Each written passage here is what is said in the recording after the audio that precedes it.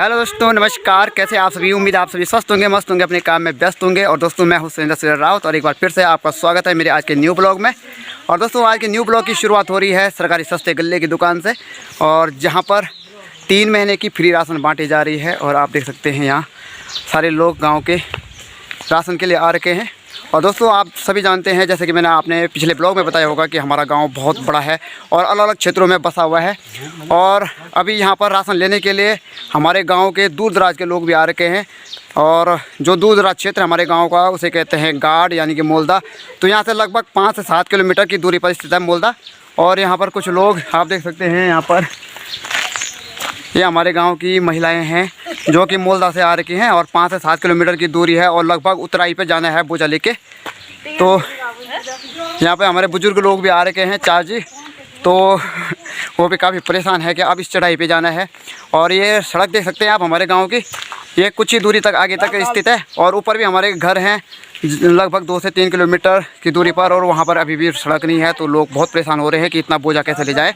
और लगभग 50-50 kilo, 60-60 kilo ration ले जाने वाले हैं हम लोग। तो चलो, 3 महीने की राशन फ्री है। एक काम सरकार ने सही किया है कि कम से कम लोगों को, जो गरीब लोग हैं जिनके खेतों में अनाज नहीं उग रहा है, उनके लिए राशन दे रही है। और वैसे इतनी राशन जो दे रहे हैं सरकार, उससे थोड़ा लोग अपंग भी हो रहे हैं, काम कम कर रहे हैं। लेकिन देखते हैं आगे क्या होता है, चलते हैं आगे। तो दोस्तों, ये चल रहा है ऑनलाइन वर्क। तो अभी यहाँ पर अंगूठा लगाया जा रहा है। जैसे अंगूठे के निशान आ जाएंगे, फिंगरप्रिंट आ जाएगा, वैसे ही राशन इन लोगों के लिए अप्लाई हो जाएगी यहाँ से। तो ये है दादी, और दादी को गांव ये हमारा देख रहे हैं दादी, ये जो ना गाँव हमारा। और आपन कथे दूर जाना 5 किलोमीटर। ये गाँव से कथे आता जाना 5 किलोमीटर और जाना। जो ये गाँव चाहिए ये से भी 5 किलोमीटर उन जाना दादी।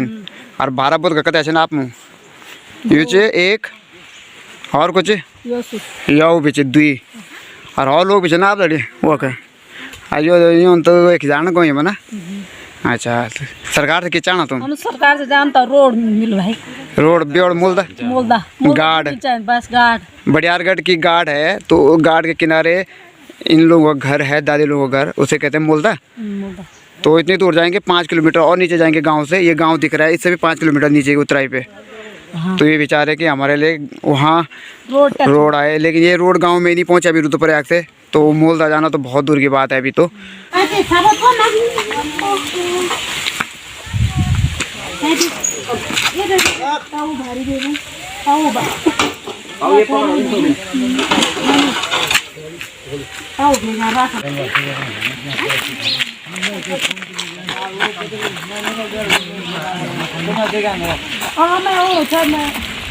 अभी मैं घर आ चुका हूँ सरकारी सस्ते गल्ले की दुकान से। तो वहाँ पर 3 महीने की फ्री राशन मिली। तो बाकी लोग तो माँ तो जा रही है प्याज लगाने के लिए, चाची लोगों का प्याज लग रहा है वहाँ पे। और गांव की सारी महिलाएं वहाँ जा रही हैं। मैं उन लोगों को तो दिखा नहीं पाया आप लोगों को। और फिलहाल अभी मैं हूँ घर में। और यहाँ पर रिंकू भी आ रखा है। तो भाई आजकल घर आ रखा है दिल्ली से। कितना दिन छुट्टे हैं? 10-15 तारीख पूरी होनी। 15 तारीख जाने पड़ी। 15 तारीख जाने और ज्वाइनिंग 16 को ज्वाइनिंग करेगा भाई। इसमें करता है काम? मैं लाइफ इंश्योरेंस। हाँ। कंपनी का नाम क्या है? Edelweiss Tokyo. क्या? Edelweiss Tokyo. ये जापान की है क्या? टोक्यो जापान की कंपनी है। अच्छा, तो जापान की कंपनी है। तो भाई लाइफ इंश्योरेंस में काम कर रहा है। और यहाँ मौसी खाना बना रही है। और वैसे 2:30 बजने वाली हैं, क्योंकि माँ तो आई नहीं अभी तक। तो माँ ने वैसे फ़ोन कर दिया था कि तुम लोग खाना खा लो और मैं लेट में आऊँगी, क्योंकि अभी वहाँ बहुत टाइम लगने वाला प्याज लगाने में। और यहाँ पर प्याज की जो छोटी छोटी डालियाँ होती हैं, नीचे चाची की लड़कियाँ वहाँ से उन डालियों को उखाड़ रही हैं, अपलोड कर रही हैं। और यहाँ से वो जो प्याज की डालियाँ हैं उनको नीचे ले जा रही हैं और उनको पूरे खेतों में लगाया जा रहा है। और हाँ, अभी मैच भी चल रहा है श्रीलंका वर्सेस इंडिया। तो श्रीलंका के हो चुके हैं 56 रन 11 ओवर में 1 विकेट पे। अच्छा, चाची भेजा मैं तुमने कहीं नहीं जा सकता। ये बकन जा सकता मैं प्याज लगेगी नहीं ले जा मत में बैठ घर में घास पार कुछ नहीं हुआ। 80 साल की दादी ये लगी हैं काम पे। 80 साल से ऊपर वाला पहलते हैं। 80 साल करीबन जो भी बोला। तो 80 साल की दादी, 80 साल की दादी ये लगी हैं काम पे। और अभी कहाँ जा रहे हो? बोला अभी मैं जा रहा हूँ, मेरा भैंस है, अभी गौशाले से बाहर निकल के भीतर बना। भेड़ ये गाँव में ना वो मैं घाम नहीं बंद ना। अच्छा घाम नहीं हूँ। तेरा खाना ना। अब प्याज लगाने जा रहे थे, दिन भर प्याज लगाया होगा। सुबह चल समय हाँ, 9 बजे तक। सुबह 9 बजे चले गए, 9 बजे की ड्यूटी करके अब आ रहे हैं और घास लेकर आ रहे हैं। लगभग शाम की 4 बज चुकी है और धूप ढह चुकी है, यहाँ से ऊपर जा चुकी है। और अभी मैं आ चुका हूँ नीचे। यहाँ खेतों में प्याज लगाया जा रहा है। तो हमारे यहाँ ज़्यादातर यूनिटी में काम होता है, तो सारे लोग पहले एक परिवार की मदद करते हैं, फिर एक एक परिवार की मदद यहाँ पर ग्रुप में की जाती है। तो यहाँ पर लगाया जा रहा है प्याज। तो आज यहाँ पर सरकारी सस्ते गल्ले की दुकान में राशन भी मिली है फ्री, तो ये बंदा तो ले जा रहा है। और यहाँ पर आप देख सकते हैं इस खेत में प्याज लगाया जा रहा है हमारे गाँव के एक परिवार का। हमारे गाँव के एक परिवार का नहीं, बल्कि हमारे घर में एक जो चाची लोग हैं उनका प्याज लगाया जा रहा है यहाँ पे। तो यहाँ पे देख सकते हैं, यहाँ पे कुछ लोग तो चले गए हैं घर, लेकिन अभी इस पूरे खेत में प्याज लगना है। तो ये काफ़ी बड़ा खेत है वैसे, तो आगे तो प्याज लग चुका है, वो वेट कर रहा है अभी। जा भाई। तो यहाँ पर प्याज लगाया जा रहा है, तो नीचे वाले खेत में प्याज लगा दिया है। तो आपको दिखाते हैं बैक कैमरे से। गाँव की सबसे बड़ी खासियत ये होती है कि यहाँ के जो लोग होते हैं वे एकता में काम करते हैं, यूनिटी में काम करते हैं, और जिसके यहाँ पे काम होगा सब एकजुट होकर जाते हैं और उसका सारा काम निपटा देते हैं। फिर दूसरे परिवार में अगर किसी का काम पड़ जाता है तो उसके घर भी जाते हैं, चाहे उस शादी ब्याह की बात की जाए, चाहे किसी के यहाँ देवता का पाठ वाट हो रहा है या फिर खेतों में काम हो रहा है, तो सब ऐसे ही एकजुट होकर जाते हैं। तो ऐसी यूनिटी होती है हमारे गाँव में। पहाड़ों में ऐसी यूनिटी देखी जाती है, उत्तराखंड में तो देखी जाती है, लेकिन शहरों में लोगों को एक दूसरे से कोई मतलब नहीं होता है। तो शहरों में लोग एक दूसरे को बिल्कुल ऐसे देखते हैं कि जैसे कोई अनजान होगा, अपने ही देश के लोगों को, अपने ही क्षेत्र के लोगों को मतलब अनजान की तरह देखते हैं। ऐसा भी नहीं है कि हर कोई ऐसा ही है, लेकिन ज़्यादातर लोग ऐसे ही हैं। तो ये होता है प्रेम, और इस तरह से हमारे गांव में, हमारे क्षेत्र में, हमारे देश में अगर प्रेम बना रहा, एक यूनिटी बनी रही, तो कोई भी काम आसानी से सॉल्व हो जाएगा।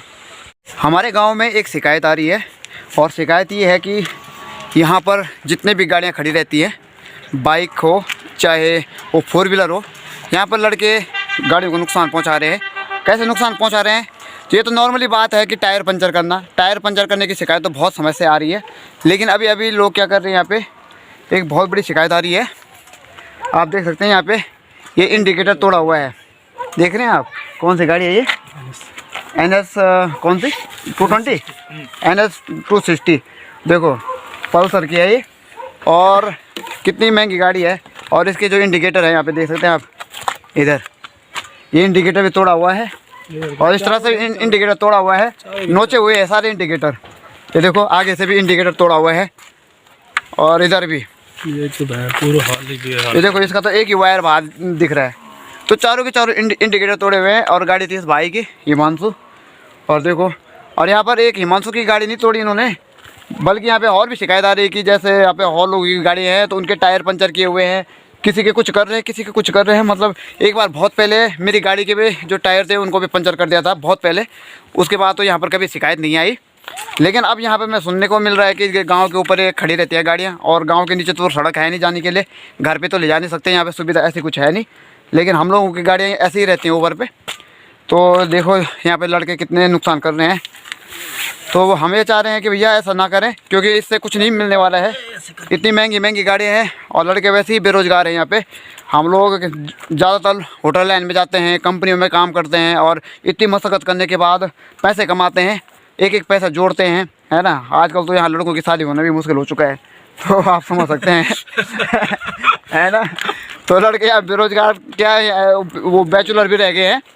तो लड़के ऐसे नुकसान कर रहे हैं, तो ये गलत बात है भैया, ऐसा ना करें, क्योंकि एक एक पाई जोड़ना बहुत मुश्किल हो जा रही है।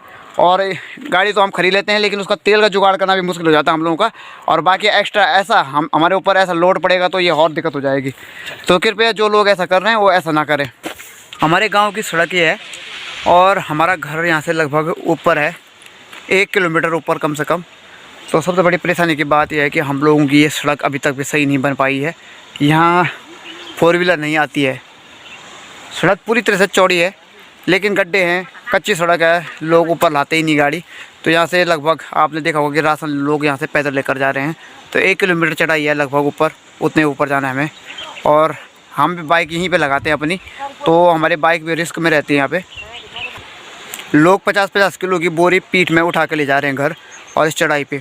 तो ठीक है, थोड़ा बहुत हार्ड वर्क भी होना चाहिए, शरीर चलना चाहिए, एक्टिव रहना चाहिए, लेकिन फिर भी जो ये सड़क है ये किसी काम की नहीं है। सिर्फ पैदल चलता आदमी इसमें। हम बाइक ले जाते हैं थोड़ी ऊपर के लिए, फिर इधर के लिए लगा देते हैं गाड़ी। तो हमारी गाड़ी तो रिस्क में रहती है ना, कोई भी चाहे तो टायर पंचर कर देता है हमें। तो हमारी बाइक यहाँ पर काफ़ी रिस्क में रहती है। लोग टायर पंचर कर देते हैं, इंडिकेटर तोड़ देते हैं और कई नुकसान कर देते हैं। यहाँ पर देख सकते हैं आप, यहाँ पर पहले दीवार होती थी पत्थर की, तो काफ़ी जगह घेर देती थी। अब यहाँ से रोड बनाने के लिए दीवार हटा दी, पत्थरों की दीवार हटा के तार की घेरबाड़ कर दी यहाँ पे। तो अब ये घर सुरक्षित घर कह रहा हूँ मैं, जो ये खेत हैं वो सुरक्षित हो गए हैं। तो यहाँ पर सूअरों का आतंक बहुत ज़्यादा होता है। सूअर जो भी लगाओ सूअर सब चट कर देते हैं यहाँ पे। इस खेत में गेहूँ बो रखे हैं, शायद कल ही यहाँ पे सिंचाई हुई होगी, क्योंकि यहाँ की मिट्टी जो है वो काफ़ी गीली है। तो गेहूँ तो उतने होते नहीं हैं। देख रहे हो इस लड़की को, ये घास काट रही थी यहाँ पे, कंडे पे उसने घास काट दिया है। ये देखो कैसे भाग रही है कैमरे को देख के, कैमरे को देख के ऐसे भाग रही है। और 12वीं में पढ़ती है लड़की। तो ऐसे शर्मीले बच्चे कैसे करेंगे आगे देश का बेड़ा पार। देखो खेतों के ऊपर दीवारों के सामने ये पानी भी निकल रहा है यहाँ से, देख रहे हैं। बाकी लोग तो चले गए घर, क्योंकि सबके अपने अपने काम है। टाइम भी 4 से ऊपर हो गया है। तो यहाँ पर 3 चाची लगे हुए हैं काम करने में। उस कट्टे पे आप देख रहे होंगे, उस पर प्याज के पौधे बचे हुए हैं। तो अभी वो लोग इसको भी लगा के जाएंगे, क्योंकि ये छूट गए तो प्याज ख़राब हो जाएगा। जो पौधे हैं वो ख़राब हो जाएंगे, सूख जाएंगे। हमारे गाँव की जो मेन सड़क है वो पक्की वाली है, और ये वाली जो सड़क दिखाई दे रही है आपको, एक कच्ची सड़क है। 4 से 5 लाख के बजट में ये सड़क बना रखी है हमने, ये कच्ची सड़क, लेकिन किसी काम की नहीं है, बिल्कुल भी काम की नहीं है, जीरो काम की है। पैदल ही चलते हैं हम। तो पैदल चलने के लिए पहले भी यहाँ पर एक रास्ता था, और हमारी गाड़ियाँ यहाँ पर देख सकते हैं आप, इस जंगल पे हमने छोड़ रखे हैं भगवान भरोसे। तो ये हम लोगों की गाड़ियाँ लगा रखी है, अब भगवान भरोसे छोड़ रखे हैं। जिसकी मर्जी है वो टायर पंचर कर सकता है, वो इंडिकेटर तोड़ सकता है, वो जो शीशे लगे हैं उनको तोड़ सकता है, कुछ भी कर सकता है यहाँ पे गाड़ियों का। और बाकी आप देख सकते हैं ये है हमारी सड़क है, लेकिन ये पैदल रास्ता बना हुआ है और उतने ऊपर हम लोगों को चढ़ना पड़ता है। तो गाड़ियाँ ले जा नहीं सकते। हाँ, बाइक को हम ले जा सकते हैं जैसे तैसे करके ऊपर, लेकिन ऊपर छोड़ेंगे तो और भी ज़्यादा खतरा है उसको, क्योंकि वो बीच रास्ते में हो जाएंगी। तो यहाँ पे भगवान भरोसे है, और आप लोग देख सकते हैं कि किस तरह से लोग यहाँ पर कुछ भी कर सकते हैं। इस पर देखो, उस बिल्ली को देख के कर रहा है, ऊपर बैठी हुई है। कहाँ बैठी है? उतने ऊपर बैठी है छत पर। ये देखो, इस पे नजर पड़ी इसकी, और यहाँ भौंक रहा है उसको देख के। अभी मैं आ गया हूँ गुरियाल के पेड़ में, और मैं काटूंगा इस गुरियाल की घास को, और माँ वहाँ नीचे घास को कलेक्ट करेगी। रात होने वाली है, धूप तो चली गई ऊपर डांडू में, यहाँ की धार में। तो आधा घंटे के बाद रात हो जाएगी यहाँ पे, और मुझे काटनी है इस पेड़ की घास। और नीचे माँ घास कलेक्ट कर रही है। तो चलते हैं, इस पेड़ को काटते हैं। अगर थोड़ी भी गलती हुई तो सीधे नीचे जाना होगा, और नीचे गए तो मौत के सिवा और कुछ नहीं मिलने वाला है। और कई बार लोग पेड़ों में चढ़ के अपने हाथ पैर तोड़वा देते हैं। तो पहाड़ों का जीवन ऐसा है। मैं तो चलो वीडियो बना रहा हूँ, ब्लॉग बना रहा हूँ, ये भी खतरे से कम नहीं है हमारे लिए। लेकिन मैं थोड़ा सा पेड़ों में जाने वाला, जो डलख्वा बोलते हैं ना, डलख्वा, मैं डलख्वा हूँ। तो पेड़ों में जाने की कला मेरे अंदर बहुत ज़्यादा है। तो माँ बोल रही डलख्वा तब होगा जब पेड़ जो नीचे से, वो बोलते हैं सो गया, यानी कि नीचे से सूखा हुआ है, खोखला है, तो नीचे गिरेगा तब पता चलेगा डलख्वा क्या होता है। तो मैं बहुत डलख्वा हूँ, यानी कि मैं बचपन से पेड़ों में जाने का आदी भी हूँ। तो चलो इसको काट लेते हैं। कई लोग चढ़ नहीं पाते पेड़ों में, और उन लोगों को चक्कर आ जाते हैं। पेड़ की कोई भी ब्रांच नहीं पकड़ी है मैंने, वैसे एक हाथ से मोबाइल पकड़ा, एक हाथ से दुरान थी, फिर भी खड़ा हो रखा हूँ पेड़ में। तो ख़तरनाक है ये, एडवेंचर से कम नहीं है किसी भी। कई लोग नीचे गिर जाते हैं, कई लोगों को चक्कर आ जाते हैं ऊपर पेड़ में चढ़ के। लेकिन हम लोग को अगर बोले तो हम लोग पहाड़ी हैं, तो पहाड़ों में चढ़ने की कला और पेड़ों में चढ़ने की कला हमारे अंदर बचपन से कूट कूट के भरी हुई है। तो चलो फिलहाल पेड़ काटते हैं।